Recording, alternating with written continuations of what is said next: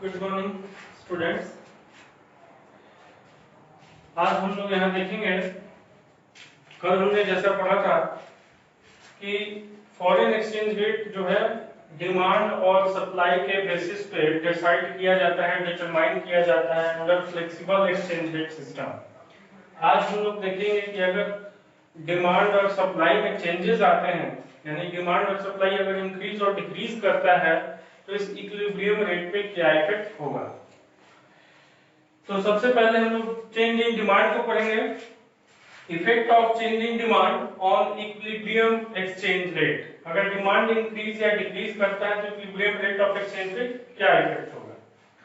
सबसे पहला है इंक्रीज इन डिमांड। अगर करेंसी का demand constant rate of exchange पे बढ़ जाता है तो क्या होता है। तो देखिए, इसको डिमांड कर्व से हम लोग एक्सप्लेन करेंगे और देखेंगे कैसे होता है। लिखा गया है जैसे कि जब भी कांस्टेंट एक्सचेंज रेट पे डिमांड बढ़ता है और सप्लाई आपका जहां था वही है, तो ये एक्सेस डिमांड का सिचुएशन होगा, यानी हमेशा डिमांड सप्लाई से इसमें ज्यादा हो जाएगा। तो डिमांड सप्लाई से ज्यादा होने पर नॉर्मली आप पढ़े होंगे गुड्स के केस में भी प्राइस बढ़ता है, उसी तरह फॉरेन करेंसी का प्राइस यानी फॉरेन एक्सचेंज रेट आपका बढ़ जाता है। फॉरेन एक्सचेंज रेट बढ़ेगा तो जैसा कि आप लोग पढ़े कि फॉरेन एक्सचेंज रेट बढ़ने से डिमांड घटता है और सप्लाई बढ़ता है, तो उसी तरह से फॉरेन एक्सचेंज रेट बढ़ने का मतलब कि 1 यूएस डॉलर में 70 रुपीज से बढ़ के 1 US dollar is equal to rupees 80 हो गया। ठीक है, तो इसका मतलब कि $1 खरीदने के लिए पहले जितने अमाउंट की जरूरत होती थी अब उससे ज्यादा अमाउंट पे करना पड़ेगा, यानी रुपया का परचेजिंग पावर घट गया। This is called depreciation of Indian rupee.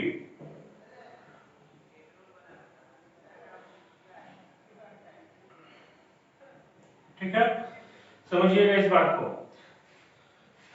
जब डोमेस्टिक करेंसी का वैल्यू, हमारे लिए डोमेस्टिक करेंसी रुपी है, तो जब डोमेस्टिक करेंसी का परचेजिंग पावर फॉरेन करेंसी के लिए कम हो जाता है, यानी decrease in the value of domestic currency due to rise in exchange rate. देखिए, प्राइस बढ़ा है, एक्सचेंज रेट बढ़ गया है, लेकिन इसका मतलब कि इसका वैल्यू जो है रुपया का कमजोर हो गया है, तो this is called depreciation.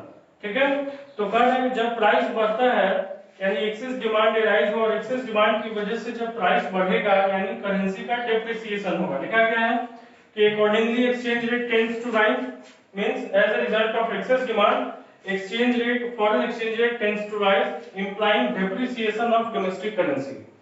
As a result, जैसा कि कल हम लोग पढ़े थे कि डेप्रिसिएशन होने का मतलब कि यानी फॉरेनर के पॉइंट ऑफ व्यू से सोचिए तो $1 का परचेजिंग पावर अब बढ़ गया, यानी एक अमेरिकन आपके यहाँ पहले $1 दे करके 70 रुपए का सामान खरीदता था, अब वो $1 दे करके आपके यहाँ से 80 रुपए का सामान खरीदेगा। यानी अमेरिका के लिए भारत जो है वो सस्ता हो गया, भारत का सामान सस्ता हो गया, तो वो पहले से ज्यादा खरीदेगा, यानी हम उसको ज्यादा सेल करेंगे तो इंडिया का एक्सपोर्ट बढ़ जाएगा। जैसा कि आप पढ़े थे कि एक्सपोर्ट बढ़ने का मतलब कि अगर हम उनसे सामान खरीदेगा तो उसके बदले हमको पेमेंट करेगा, यानी फॉरेन करेंसी का सप्लाई बढ़ जाएगा। ठीक है, समझ में आया।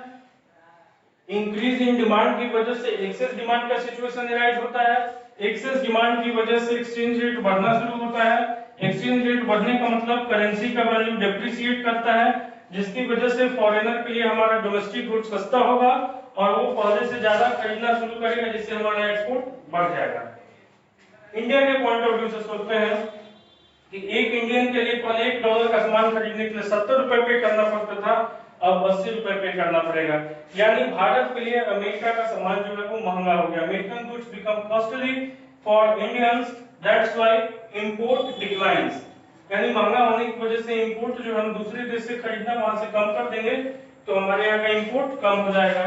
इंपोर्ट कम होगा तो हमको फॉरेन कंट्री को पेमेंट कम करना होगा, पेमेंट कम करने का मतलब कि करेंसी का डिमांड घट जाएगा।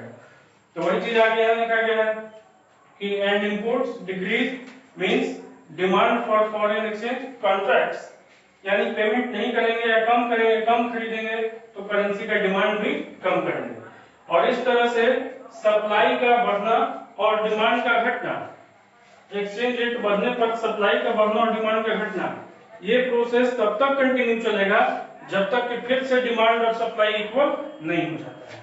जब हम फाइनल रिजल्ट देखेंगे तो हम पाएंगे कि जो इक्विलिब्रियम एक्सचेंज रेट पहले से जो था उससे वो बढ़ा हुआ आएगा, यानी अब ये 72 है, 75 है, 78 है, 80 है, यानी 70 से ज्यादा आएगा।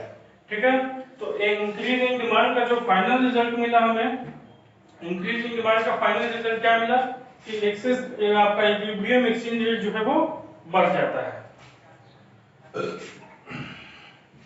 इसको डायग्राम में हम लोग समझेंगे अभी।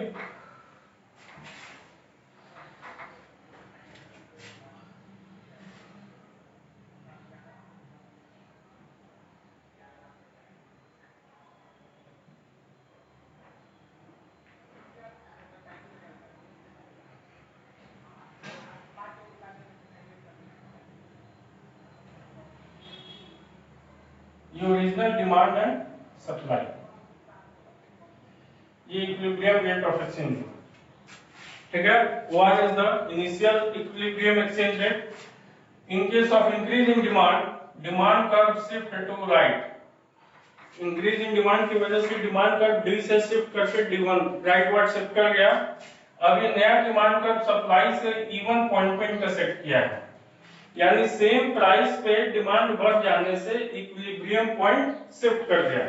इस इक्विलिब्रियम पॉइंट पे शिफ्ट करने पर जो नया आपको एक्सचेंज रेट मिला वो पहले से ज्यादा है या कम है? पहले से ज्यादा है। ठीक है, ये पूरा प्रोसेस कैसे हुआ समझिए। सेम प्राइस पे यहाँ आपका डिमांड बढ़ गया, तो एक्सेस डिमांड हुआ, प्राइस बढ़ना शुरू हुआ, तो यहाँ से डिमांड घटना शुरू हुआ और यहाँ से सप्लाई बढ़ना शुरू हुआ, तब तक जब तक कि दोनों इक्वल ना हो जाए। ये सिचुएशन जो है आपका ई ए, यही एक्सेस डिमांड हुआ।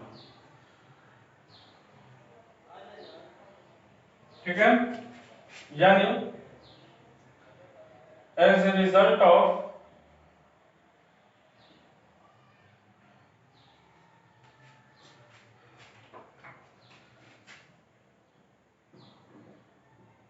rightward shift in demand curve,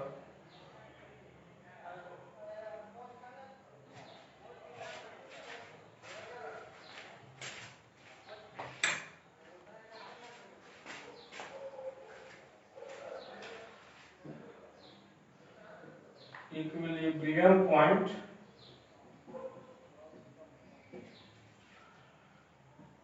shifts from E to E1,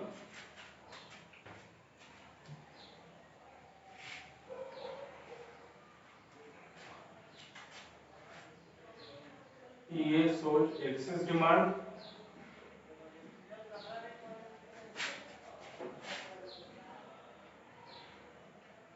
equilibrium exchange rate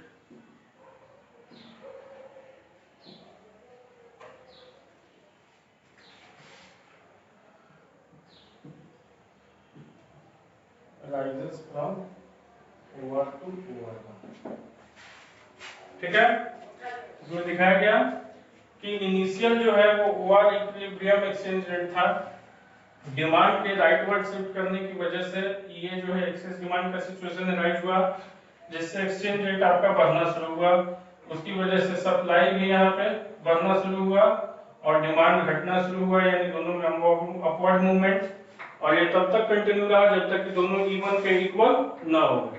जहां ये इक्वल हुए वो आपका पुराने इक्विलिब्रियम से ज्यादा हुआ प्राइस, यानी इक्विलिब्रियम एक्सचेंज रेट जो है वो आपका इंक्रीज कर जाता है। फाइनल इफेक्ट हम लोग को यही देखना था कि अगर डिमांड इंक्रीज करता है तो इक्विलिब्रियम एक्सचेंज रेट पे क्या इफेक्ट पड़ेगा। तो simple, increase in demand leads to excess demand and excess demand causes depreciation of currency, है ना, ultimately equilibrium rate of exchange increases. अब हम लोग देखेंगे decrease in demand.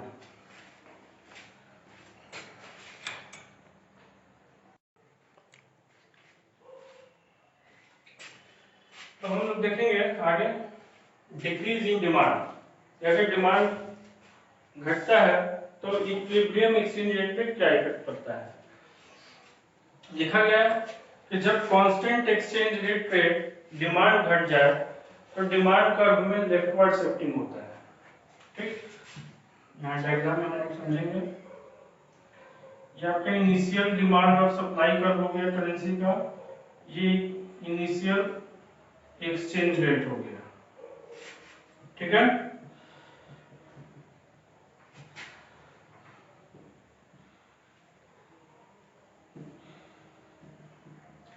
Decrease in demand की वजह से डिमांड कर्व में लेफ्टवर्ड यानी बैकवर्ड शिफ्टिंग हुआ। ये आपका नया डिमांड कर्व हो गया after shifting, after decreasing demand. ठीक है, तो सेम प्राइस पे आपका जब डिमांड घट जाता है और सप्लाई कांस्टेंट होता है, तो this is the situation of excess supply, यानी सप्लाई आपका R से E तक हुआ जबकि डिमांड आपका R से F तक हुआ। तो इसलिए supply is greater than demand, this is called the situation of excess supply. As a result of excess supply price tends to decline, यानी कभी भी एक्सेस सप्लाई की वजह से प्राइस घटना शुरू होता है, that is equilibrium exchange rate जो है वो घटना शुरू होगा, फॉरेन एक्सचेंज रेट में कमी आना शुरू होगा। आप समझिए, फॉरेन एक्सचेंज रेट घटने का मतलब कि $1 में अगर पहले से 70 रुपए था तो अब ये घट के पीछे 60 की तरफ बढ़ रहा है, यानी ये आपका decrease in foreign exchange rate हुआ। तो decrease in foreign exchange rate कहने का मतलब कि एक इंडियन पीपल को पहले $1 का अमेरिकन सामान खरीदने के लिए 70 रुपए देना पड़ता था, अब सिर्फ 60 रुपए देना है, यानी रुपया का परचेजिंग पावर बढ़ गया। तो increase in value of domestic currency,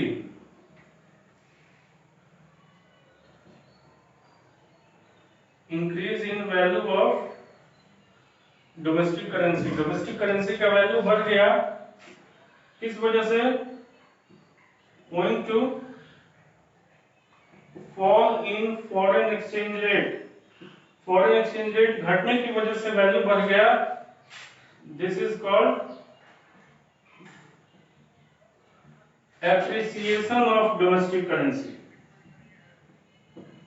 इसको एप्रिसिएशन बोलते हैं, this is called appreciation of domestic currency. ठीक है, यानी इंडियन रुपी यहाँ पे एप्रिसिएट कर रहा है। तो एप्रिसिएशन तब बोलते हैं जब डिमांड और सप्लाई की वजह से इसमें डिक्रीज होता है, यानी करेंसी का वैल्यू इंक्रीज होता है। तो यहाँ पे कह रहा है कि करेंसी का वैल्यू एप्रिसिएट कर गया, यानी अब एक भारतीय के लिए अमेरिकन सामान सस्ता हो गया।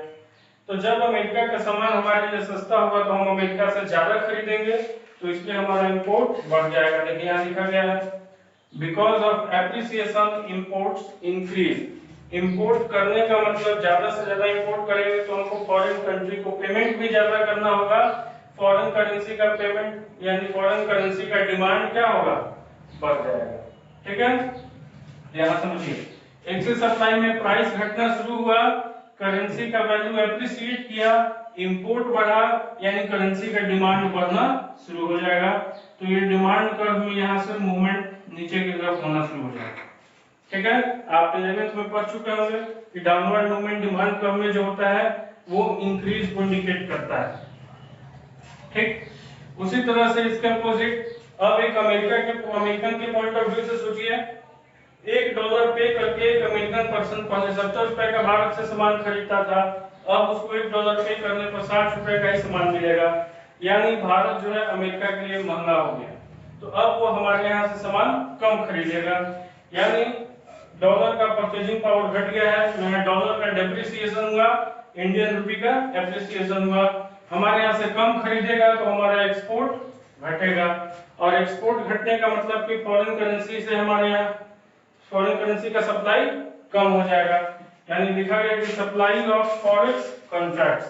तो देखिए सप्लाई घटना शुरू हुआ तो सप्लाई में भी इधर से डाउनवर्ड मूवमेंट होना शुरू हो जाएगा। ठीक है, और ये डिमांड का बढ़ना और सप्लाई का घटना ये दोनों तब तक कंटिन्यू है जब तक कि ये दोनों फिर से इक्वल ना हो जाए।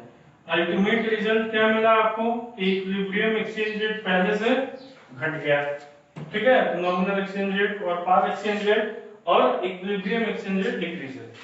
ठीक, तो इस तरह से हम लोग देखें कि अगर डिमांड बढ़ता है तो फॉरेन एक्सचेंज रेट भी बढ़ जाता है, अगर सब डिमांड घटता है तो फॉरेन एक्सचेंज रेट भी घट जाता है। ठीक, तो इस तरह से आपका चेंज इन डिमांड का इफेक्ट जो है वो कंप्लीट। अब हम लोग आगे देखेंगे कि अगर सप्लाई में चेंजिंग किया जाए तो इस पे क्या इफेक्ट पड़ेगा।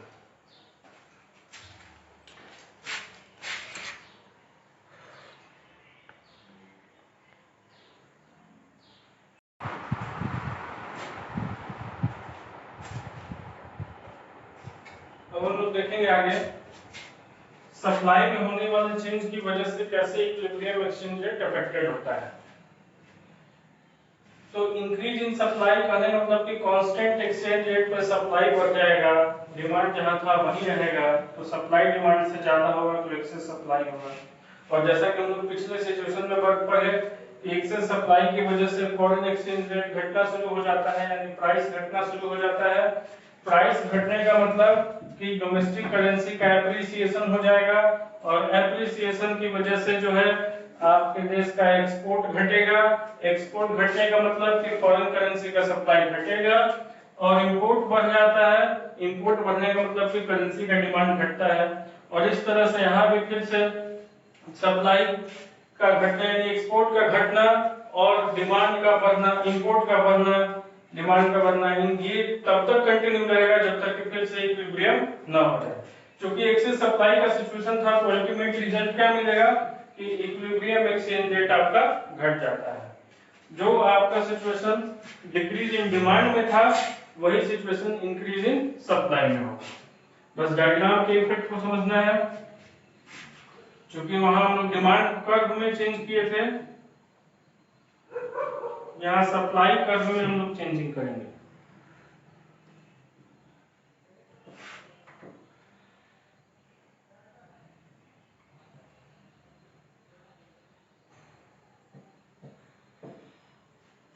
Increase in supply leads to rightward shift in supply curve from S to S1.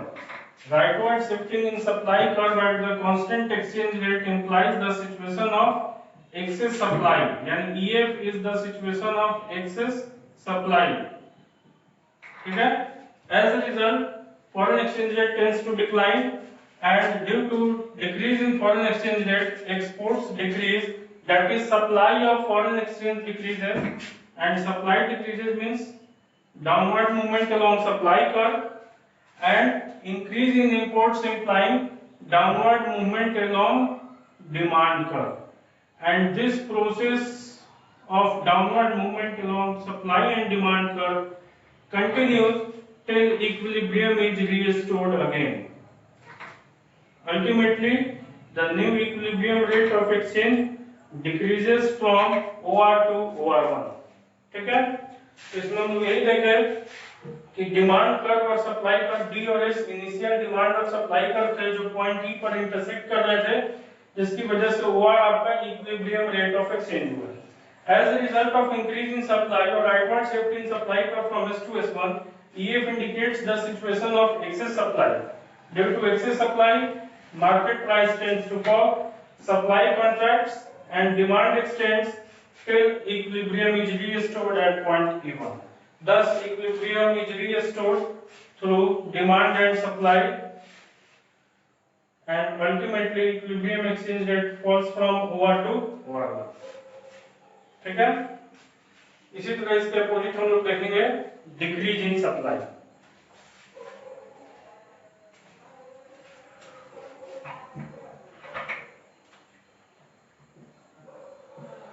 तो डिक्रीज इन सप्लाई मतलब कि सप्लाई घट गया, डिमांड जहां था वहीं रहा, तो एक्सेस डिमांड हो जाएगा। तो एक्सेस डिमांड जैसा कि हम लोग इंक्रीज इन डिमांड में पढ़े थे ना,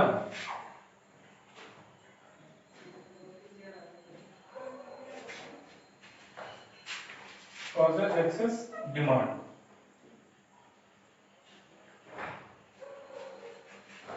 Excess demand means foreign exchange rate rise कर जाएगा।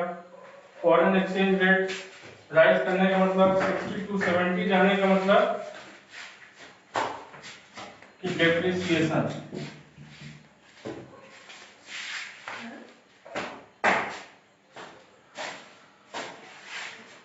डेप्रिसिएशन की वजह से export increase, supply of forex x tends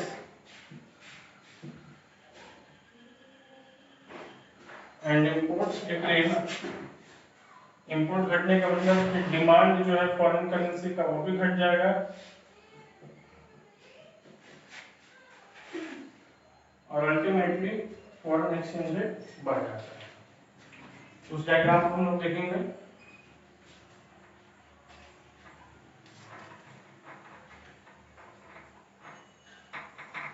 ठीक है, सप्लाई घटने का मतलब कि सप्लाई पर में लेफ्टवर्ड शिफ्टिंग होगा, यानी एक्सेस डिमांड हो जाएगा। एक्सेस डिमांड के सिचुएशन से फॉरेन एक्सचेंज रेट बढ़ना शुरू हो जाता है। फॉरेन एक्सचेंज रेट बढ़ने से हमारे देश का डोमेस्टिक करेंसी डेप्रिसिएट करता है। डेप्रिसिएट करने की वजह से एक्सपोर्ट बढ़ता है क्योंकि फॉरेनर के लिए भारतीय सामान सस्ता हो जाएगा, और इंपोर्ट घटेगा क्योंकि भारतीयों के लिए फॉरेन सामान महंगा हो जाएगा। इस तरह से एक्सपोर्ट बढ़ने से फॉरेन करेंसी का सप्लाई बढ़ जाएगा और इंपोर्ट घटने से फॉरेन करेंसी का डिमांड घट जाएगा, और ये प्रोसेस कंटिन्यू रहेगा जब तक कि फिर से इक्विलिब्रियम ना हो।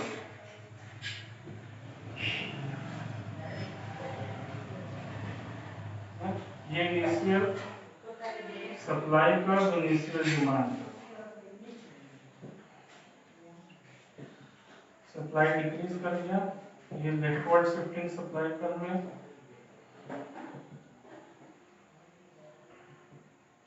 ये हो जाएगा excess demand,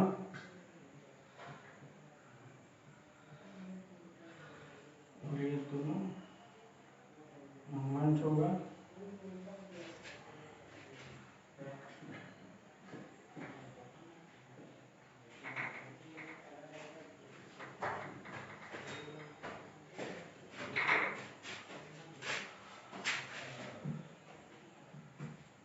Supply curve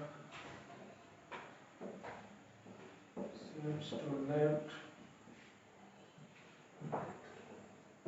this to S1. EF shows excess demand,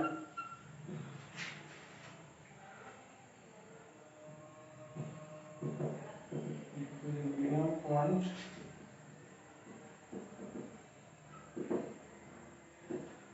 shifts from E to E1.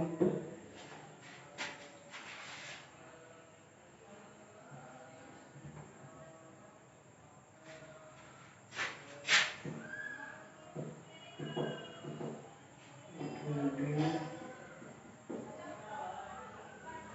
exchange rate varies from over to over. I hope कि आप सब लोग इसको समझ गए होंगे, और अगर किसी को भी कोई डाउट हो, कुछ भी पूछना हो, तो वो कॉल करके या कमेंट के थ्रू पूछ सकते हैं, उसको दोबारा से आपको क्लियर कर दिया जाएगा। तो आज के लिए बस इतना ही। कल हम लोग पढ़ेंगे फॉरेन एक्सचेंज मार्केट के बारे में। Thank you.